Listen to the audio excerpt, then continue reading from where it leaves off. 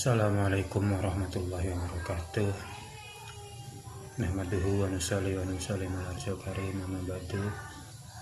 Alhamdulillah kita pada kesempatan sore hari ini masih diberikan kenikmatan oleh Allah Subhanahu wa taala, dan semua nikmat itu patut kita syukuri dengan ucapan alhamdulillahirabbil alamin. Salawat beserta salam marilah senantiasa kita curahkan, kita sanjungkan ke junjungan kita Nabi Agung Nabi besar Muhammad sallallahu alaihi wasallam yang kita nantikan syafaatnya saat ini hingga di yaumil qiyamah. Amin ya Allah ya rabbal alamin.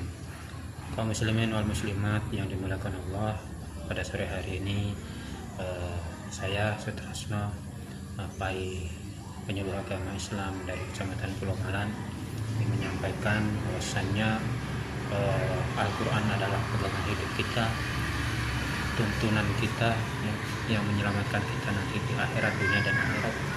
Maka dari itu penting untuk kita selaku orang tua untuk mendidik anak-anak kita untuk belajar membaca Al-Quran.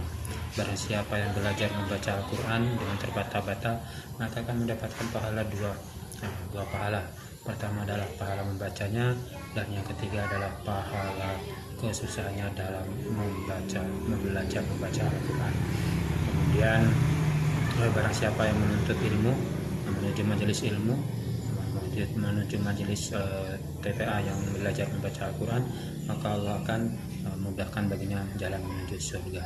Dan begitu banyak lagi fadilah-fadilah Al-Quran yang lainnya.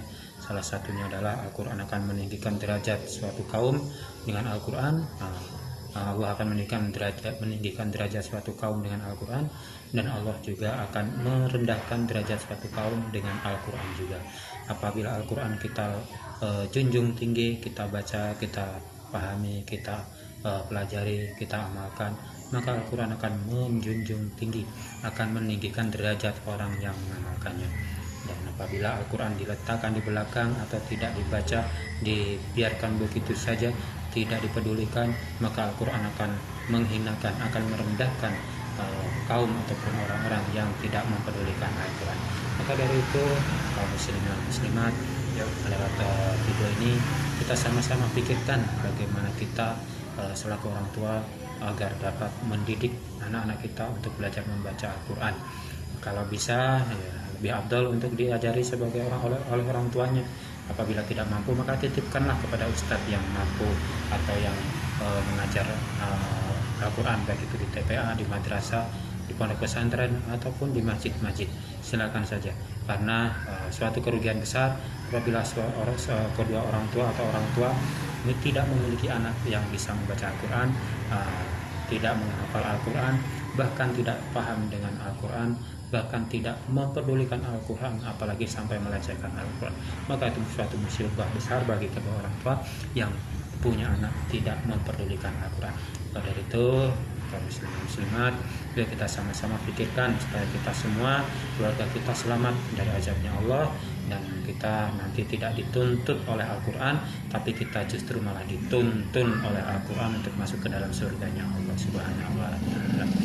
Ini yang sedikit yang saya sampaikan, semoga bermanfaat. Kurang salah hilangnya dari saya pribadi, semata-mata kurangnya saya menuntut ilmu dan kurangnya saya berkorban untuk perkara agama. Ada benarnya datang dari Allah Subhanahu wa taala, dan ada kekeliruan itu datang dari saya pribadi. Kepada Allah saya mohon ampun, dan kepada para jamaah mohon maaf yang sebesar-besarnya. Ditutup dengan doa kafaratul majelis. Subhanallahumma bihamdihi, subhanakallahumma bihamdika, asyhadu an la ilaha illa anta, astaghfiruka wa atubu ilaik. Assalamualaikum warahmatullahi wabarakatuh.